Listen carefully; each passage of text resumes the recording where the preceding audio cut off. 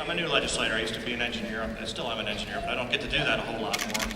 There's a lot of days as a legislator where I wonder why I was called to do this, and a day like today becomes crystal clear to me.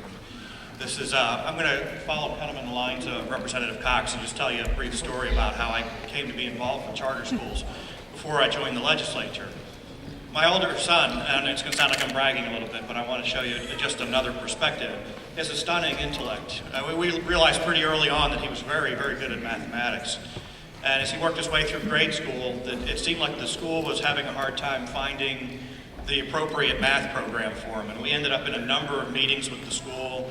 We asked for different placement. We battled with them. We were on the edge of taking them to court. We were scheduled to go to court. And then one day, I'm sitting in a room with 11 administrators with my wife, Michelle, she's here.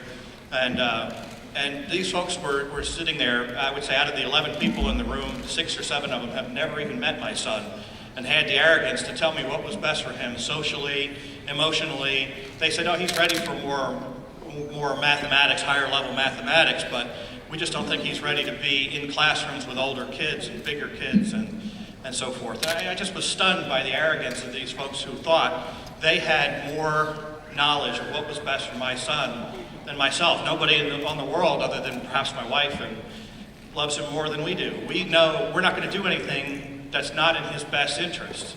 So they fought back, and we thought, well, what other alternatives do we have? Now, as an engineer, I made pretty good money. I could have afforded to send my son to a Catholic school, but that wasn't the right fit for what he needs. We searched a little bit more. There's a lot of very expensive private schools down in our area. Those were outside of our price range. So it was very frustrating as a parent to think I'm stuck with what these administrators are going to give us, and there's nothing I can do about it. And then someone mentioned, well, how about a charter school?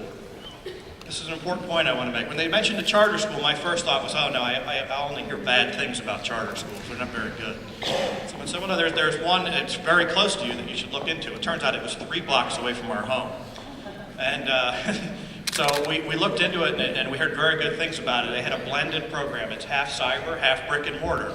So now my son attends a program where on Mondays, Wednesdays, and Fridays he's in school, and on Tuesdays and Thursdays he's at home working on the computer. So we experienced the cyber charter experience, and we experienced the brick and mortar experience. And again, this is going to sound like I'm bragging, but the week before last he took the AP US History exam and the AP Chemistry exam. He's in 9th grade.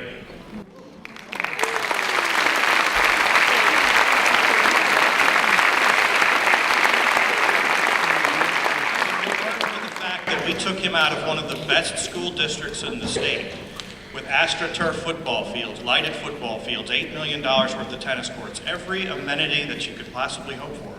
If it wasn't for the fact that we took him out of that school and put him in a school that met in a church basement with other kids that were like him, where they took the handcuffs off and said, let's see what this kid can do, we wouldn't have realized that his skills weren't just limited to mathematics. He's a pretty good writer, and he's got a good memory. So by taking the handcuffs off, they've allowed him to progress and achieve his personal best. So that's why when I speak on behalf or I advocate for charter schools, I'm very passionate about it. It's made a huge difference to my family. It's been a life-changing experience, and it's partially what led me to wind up here in the legislature. So what I'm asking you to do today, everyone else here in this room, is you need to understand that there are people in the building across the street that just don't get why you all have chosen charter schools. They don't understand it. They don't understand the decisions that you had to make, how difficult it was to take your kids out of a known environment and put them into an unknown environment. They don't understand how emotional of a decision that is. I had asked Jenny in one of the hearings last summer, well, what would the alternative have been if you hadn't been able to put your kids in a cyber school? And she was on the edge of tears. And that's what we all experience as cyber parents. When we think about, or charter parents, when we think about the alternative, what if it hadn't existed? It's just an empty feeling. My kids would have lost if we hadn't found the charter school would have been immense. So you need to go over there and tell your stories, because there are many people in this room, and there are probably at least 25, 30, 40 different reasons why you chose to take your kids or yourselves out of one school and go to a charter school. And they need to hear those things over there. They need to understand why a traditional public school isn't the best fit. Every kid has a unique learning style. And so where a Catholic school might be a good fit for one, a traditional public school might be a good fit for another, a brick and mortar charter school is a good fit for another, cyber school is a good fit for another, homeschool is a good fit for another. And the only good excuse I ever hear for why we can't do that, make that available, make real, true school choice available for all kids, always comes down to the money. You got to go over there and tell those stories, tell those very personal stories to the point where you almost feel like you're going to cry. Tell those stories to those legislators. Make sure they understand that there are very good reasons why we need charter schools in Pennsylvania, so that the next time somebody brings up a bill to propose to cut funding to charter schools or cyber charter schools, they won't think twice about it. I need your help with that effort, and I hope to see you all over there in the Capitol many, many times. Thank you.